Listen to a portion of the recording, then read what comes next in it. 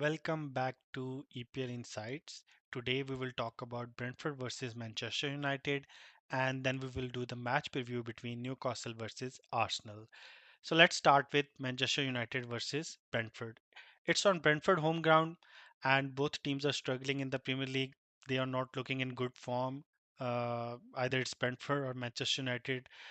Currently, Manchester United is sitting on 11th and Brentford is sitting on 17th, I believe.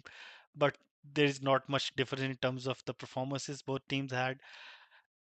Manchester United is struggling since May 2024 in terms of winning back-to-back matches. Do you believe this time will they be able to turn it around?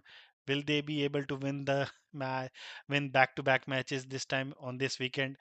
It's against Brentford. They are sitting on 17th. I believe it's a very good opportunity for Manchester United to break that curse.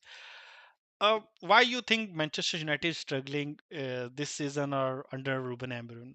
As per Ruben Amorim, it's either my way or the highway. He's not ready to change or adopt according to the needs of the Premier League. I believe, according to the players he has at his disposal, and sometimes it's a good thing because all the top managers they are stubborn.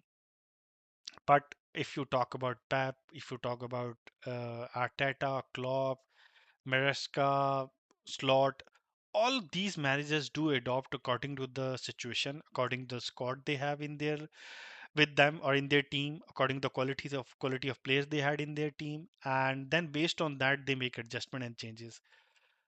Like if you Big Ash didn't adopt in the Premier League, what happened with him?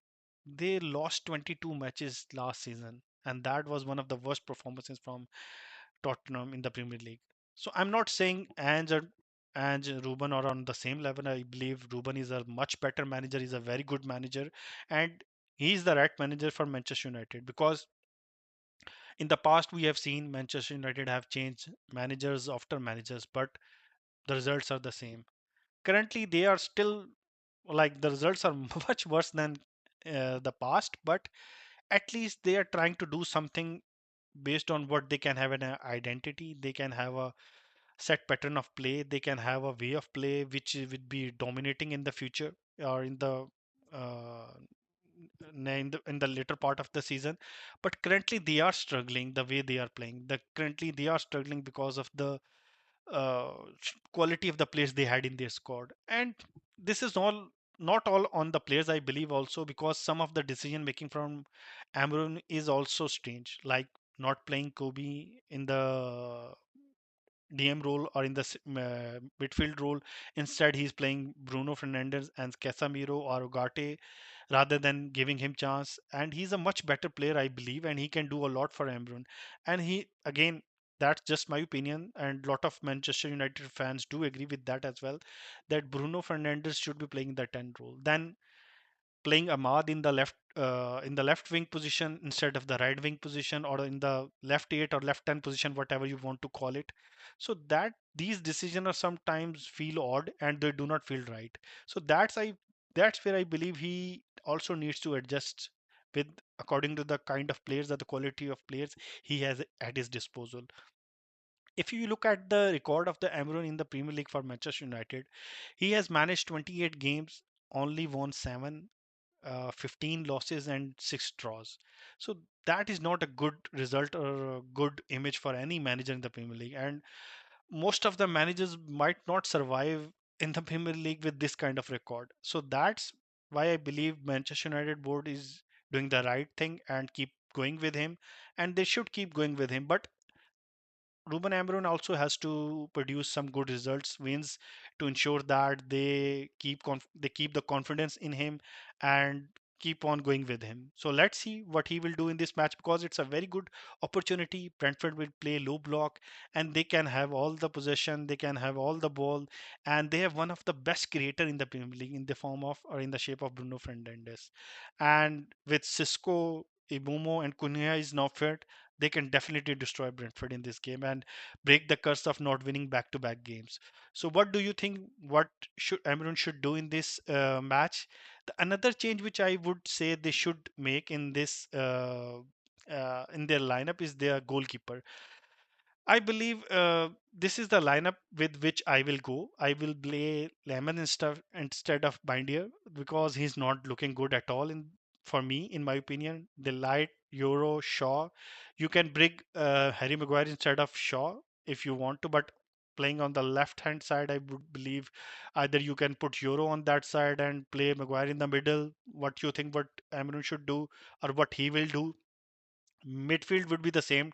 Delort. Now in this match, he has to make a change because Casemiro is not available and Delort is coming from an injury, so or he wasn't available in the last match. So do you think Kobe Menu will get his chance in this match or not, alongside Bruno Fernandes? And I will believe he will play Bruno Fernandes in the midfield, but will he? Do you think he should be playing in the 10 role or not? Drogo on the left wing side, and then definitely the three top attackers they have right now at their disposal: Ibomo, Cisco, and Cunha. Cisco is struggling, and he hasn't scored.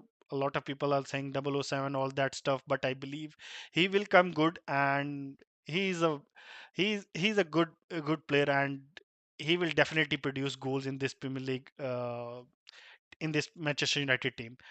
He need times to adjust. He didn't had much to play in the start, but right now I believe he has a lot of training sessions with the Manchester United side, and now is the time they should, considering Bruno Fernandes, they should utilize him more and create chances for Cisco and help him score his first goal for the Manchester United side. The scoreline which I will believe will be in this match, and I believe the Manchester United will win this match, and the scoreline will be 3-1 for Manchester United, considering the quality of players they have in the front line, in the attacking threat they have. So that's why I believe they will be able to break the curse finally, and they will win this match. Brentford, I'm not sure they will be able to survive in this season, and they are one of the team which I will feel and believe based on what I have seen so far in the Premier League that they might go down. And let's see what happen in the end. Do share your prediction. Let's talk about Newcastle versus Arsenal. Newcastle versus Arsenal wasn't a rivalry, I believe, but it started when they signed Bruno Guimaraes, and definitely the season where Arsenal, Manchester City, and Newcastle were going for the title race or the sort of a title challenge till January, February, I believe. And a lot of people were having the belief that Newcastle will finish above Arsenal and they might win the title instead of Arsenal, if not Manchester City. From there onward, I believe this rivalry started, this sort of a match, sort of the kind of physical battles they have in the in during the matches. It's all started from there onward.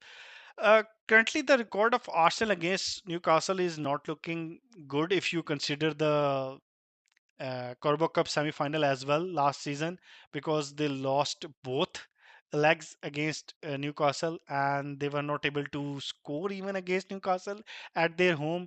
And the last five Premier League matches, Arsenal like only won once against Newcastle at their home, and that was back in May 2023. So it's been a long time since we have won on their home ground.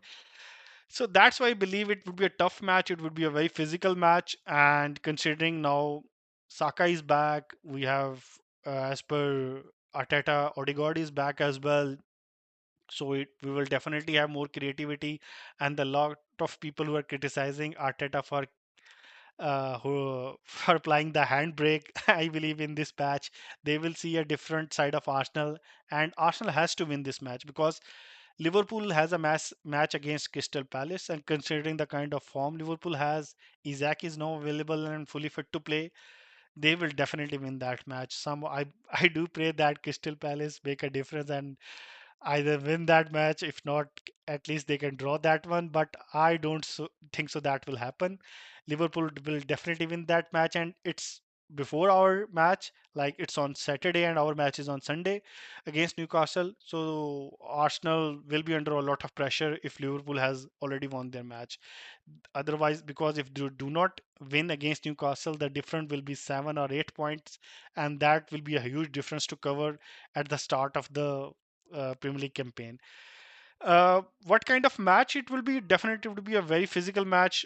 It will be a midfield battle because the midfield of Newcastle is very strong, considering Joe Linton, Bruno Guimaraes, and the midfield of Arsenal is also really looking good right now with Odegaard back, Odegaard, Rice, Zubimendi, a very technical, creative midfield. If we consider Odegaard as well in this lineup, and what do you think if Odegaard is not available or not fit to start?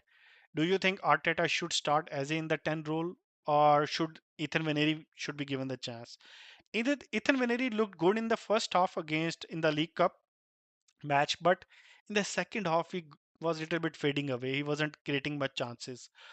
So that is something to consider as well. But at least it shows that he can play one half, and we can bring Odegaard in the next half, the way we did in the Manchester City game. We brought Eze and Saka in the second half.